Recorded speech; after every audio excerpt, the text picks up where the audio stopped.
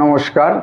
কাছে ও দূরে, দেশে ও বিদেশের সমস্ত শ্রেণীর শ্রোতা বন্ধুদের আমার সহ আপনাদেরই চ্যানেল শান্তি বার্তাতে সুস্বাগতম।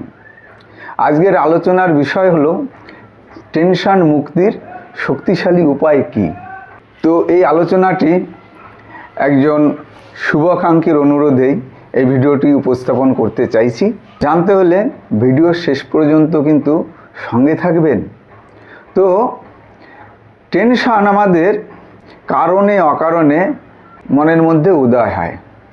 সংসারে, সমাজে বা কর্মক্ষেত্রে বিভিন্ন মানুষের বিভিন্ন রকম ব্যবহারের কারণেই কিন্তু মনের মধ্যে টেনশনের উদয় হয় এবং আমরা সমস্ত প্রকারের কাজকর্ম ফেলে দিয়ে সেই চিন্তা নিয়েই বসে পড়ি এবং চিন্তা করতে থাকি। কিন্তু এই চিন্তার কোনো নির্দিষ্ট শেষ নেই, মানে কোথায় গিয়ে চিন্তাটা শেষ হবে তা কিন্তু হয় না। একটার পর একটা চিন্তা আসতেই থাকে।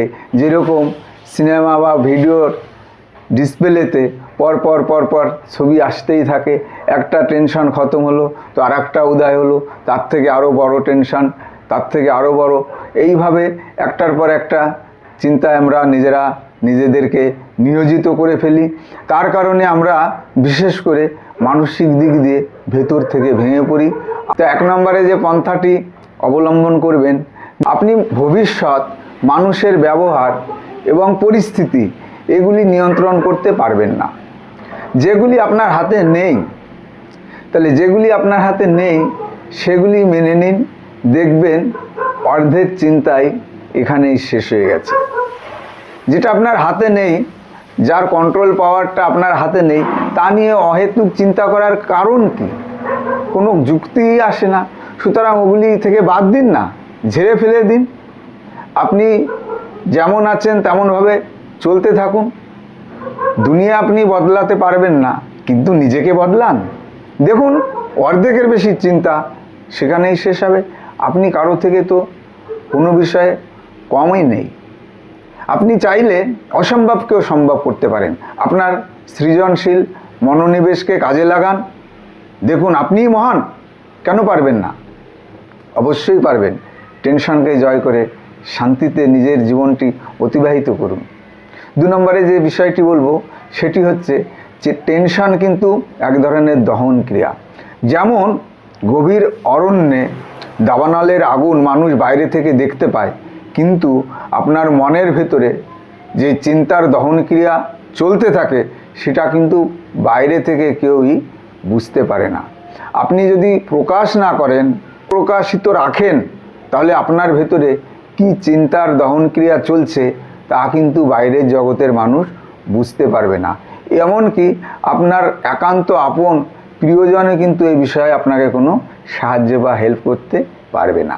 টেনশন আপনাকে কোথা থেকে কোথায় নিয়ে যাবে তার কোনো কিনারা নেই।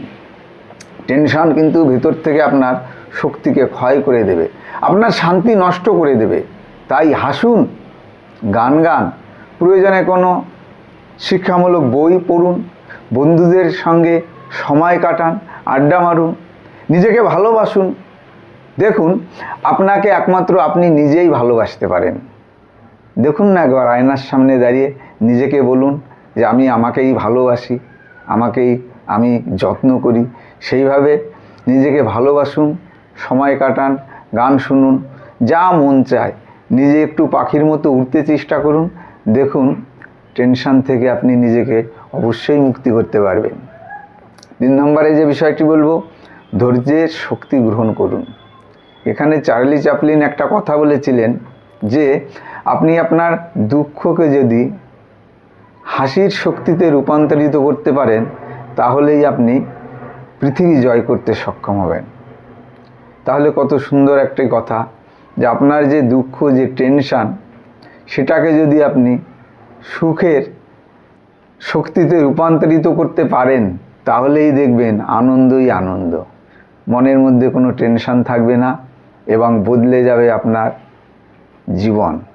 তাই ধৈর্য ধরুন, সময় লাগবে, কিন্তু একদিন সব ঠিক হয়ে যাবে। রাতের পর যেমন দিন আসে এবং দুঃখের পর যেমন সুখ আছে, তদ্রূপ আপনার আজকে হয়তো টেনশন আছে, কালকে অবশ্যই টেনশন মুক্ত হবেন এবং সুখে শান্তিতে নিজের জীবন অতিবাহিত করতে পারবেন। তাই ধৈর্য ধরুন, কিন্তু চিন্তা করবেন না। চিন্তা মানেই চিতা ভেতর থেকে জ্বলিয়ে আপনাকে শেষ করে দেবে, ভেতর থেকে জ্বালিয়ে দেবে। আপনি বিভিন্ন রকম মানসিক বা শারীরিক অসুস্থতার শিকার হবেন। নিজেকে বের করে আনুন এবং এই টেনশন থেকে নিজেকে বের করার একমাত্র আপনিই রাজা, আপনিই পারেন আপনাকে পরিচালনা করতে। সুতরাং নিজেকে নিজে বোঝান যে অহেতুক যেটা আপনার হাতে নেই সেটা নিয়ে কোনো প্রকারের প্রতিযোগিতামূলক কাজে লিপ্ত হবেন না, নিজেকে টেনশন থেকে মুক্ত করুন। 4 নম্বরে যে বিষয়টি বলবো, নিজেকে ক্ষমা করতে শিখুন। আপনি তো মহান। প্রায়শই সমাজ সংসারে আত্মীয় স্বজন বা বন্ধুবান্ধব, সহকর্মী বা সহপাঠীদের বিভিন্ন রকম অহেতুক কার্যকলাপের অনেক ক্ষেত্রে আপনি তাদের ক্ষমা দৃষ্টিতে দেখেছেন। কিন্তু নিজে যদি কালের চক্রে কোথাও কোনো ভুল পদক্ষেপ নিয়ে ফেলেন, নিজেকে কেন ক্ষমা করতে পারবেন না? নিজেকে ক্ষমা করুন। নিজেকে ক্ষমা করতে পারলেই কিন্তু দেখবেন আপনি টেনশনে জড়াবেন না। নিজেকে ক্ষমা করতে কখনোই বেশি কৃপণতা করবেন না। ভুল করলে সেটা শুধরে নিন এবং আবার উঠে দাঁড়ান। সর্বশক্তি দিয়ে চেষ্টা করুন। আপনার সবচেয়ে বড় শিক্ষক কিন্তু আপনি নিজেই। সুতরাং আপনি উঠে দাঁড়ান, সমস্ত টেনশন ছেড়ে ফেলে দিন এবং এগিয়ে চলুন। সর্বশক্তি দিয়ে আপনি আপনার মননশীল সৃষ্টিশীল মনকে কাজে লাগিয়ে, আপনার স্কিলকে কাজে লাগিয়ে যে টেনশনের কারণ সেটাকে জয় করুন। 5 নম্বরে যে বিষয়টি বলবো, নিজের দুশ্চিন্তা নিজেই নিয়ন্ত্রণ করুন। পৃথিবীকে আপনি বদলাতে পারবেন না, কিন্তু আপনি নিজেকে নিজে অবশ্যই বদলাতে পারবেন। সুতরাং উঠে দাঁড়ান, নিজেকে বলুন আমি চিন্তামুক্ত থাকব, আমি পারবো, আমি সুস্থ থাকব, আমি চিন্তামুক্ত থাকব, আমি শান্ত থাকব। এবং এগুলি বারংবার প্রতিনিয়ত মনে মনে বলতে থাকুন। এইগুলো যখন বারে বারে বলতে থাকবেন, তখন দেখবেন যে আপনি একটা বিশ্বাস অর্জন করতে পেরেছেন এবং ওই বিশ্বাসকে পাথেয় করে আপনি সমস্ত টেনশনকে মুছে দিতে সক্ষম হবেন। মনের মধ্যে অহেতুক জিনিস নিয়ে টেনশন করবেন না, পিছিয়ে পড়েন।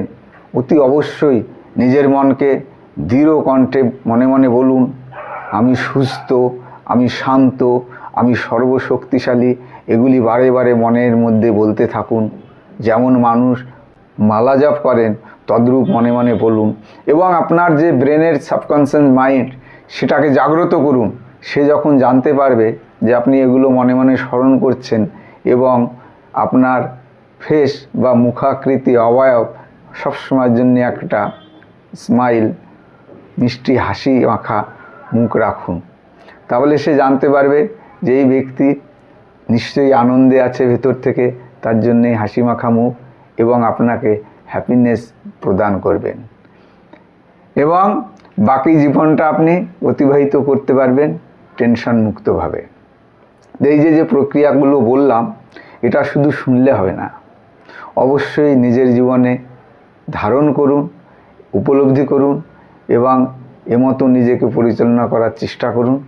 দেখবেন অতি অবশ্যই আপনি টেনশন মুক্ত জীবন যাপন করতে সক্ষম হবেন।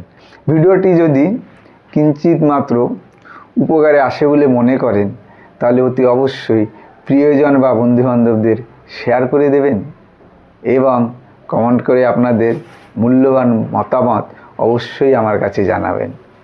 বরাবরের মতো আবারও পরিশেষে সবার মঙ্গল কামনা করে শেষ করব। সবাই অনেক ভালো থাকুন, সুস্থ থাকুন, হাসি আনন্দে ভরে উঠুক সবার হৃদয়। ধন্যবাদ।